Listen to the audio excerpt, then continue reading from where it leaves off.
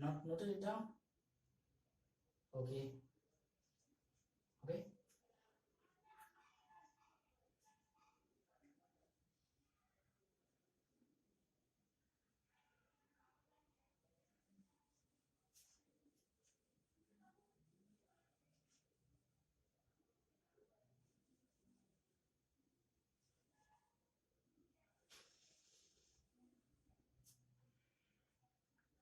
So we had the path difference like this.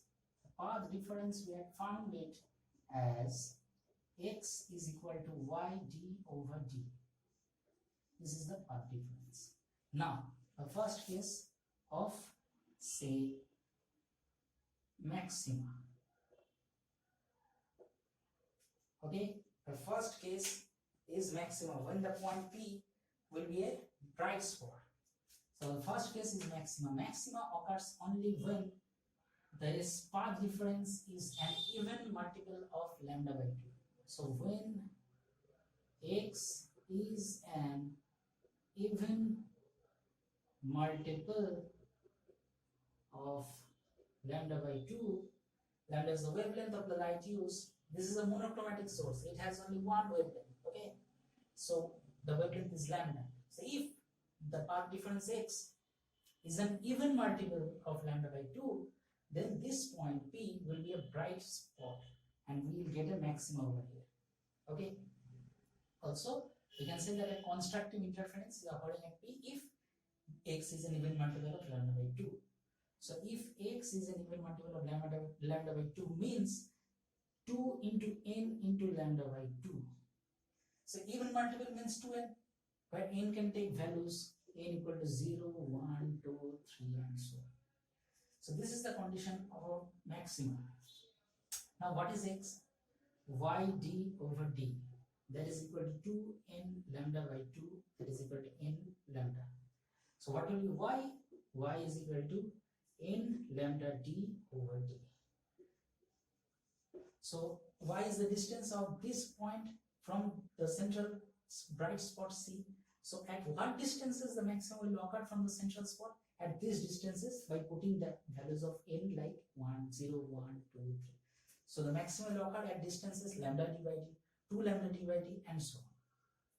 Now the case of minima.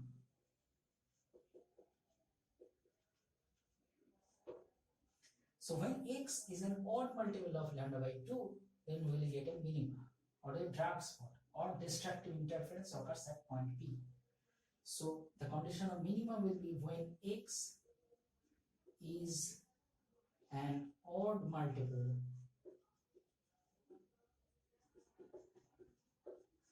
lambda by 2, then we'll get a minimum.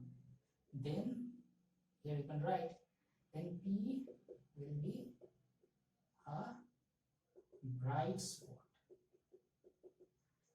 Then P will be a dark spot. Right? Clear? So x would be 2n plus 1 into lambda by 2, that is equal to, where n can take values 0, 1, 2, 3 and so on. So what is x? Y d by d. So y d by d is equal to 2n plus 1 lambda by 2, or we can say y is equal to 2n plus 1 lambda d over 2d. So at these distances from C, we'll get the dark spots of the minimums. So these are the two conditions for a bright spot and a dark spot. At what distances it will occur? It will occur at this distance, providing n is these values. Now, we'll calculate the fringe width. These are the fringes of alternate brightness and darkness. So we'll calculate this width, fringe width. It's a very small width of the order of millimeter or micrometer. This width can be calculated from these two cases. I will show only one, from bright fringe.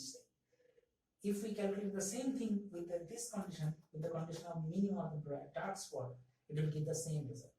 So by just assuming this, that if we start from the bright maxima, the derivation of fringe width gives the same result as that of the minima, we'll say that the fringes are equally spaced. That is, the width of dark fringe and the bright fringe are same.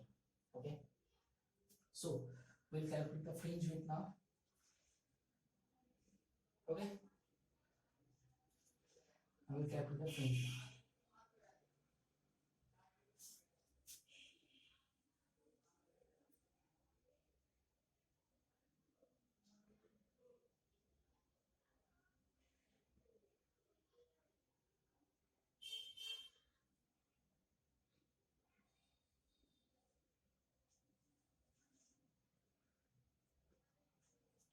So now, to calculate the fringe width, we have these things in our hand. So to calculate the fringe width,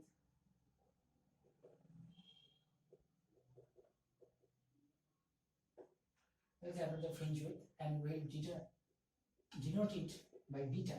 This is beta. Now, so this is the path difference, and we have got this y value. Y is how much? The spacing between these 2 points.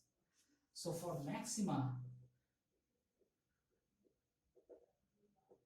y is nothing but n lambda d over d. For maxima, to be a bright spot, y has to be this much, this distance. So what will be, this is yn, suffix n for nth fringe. What will be this value for n plus 1? That the next fringe, this is for nth fringe, the value for the next fringe will be, for next fringe,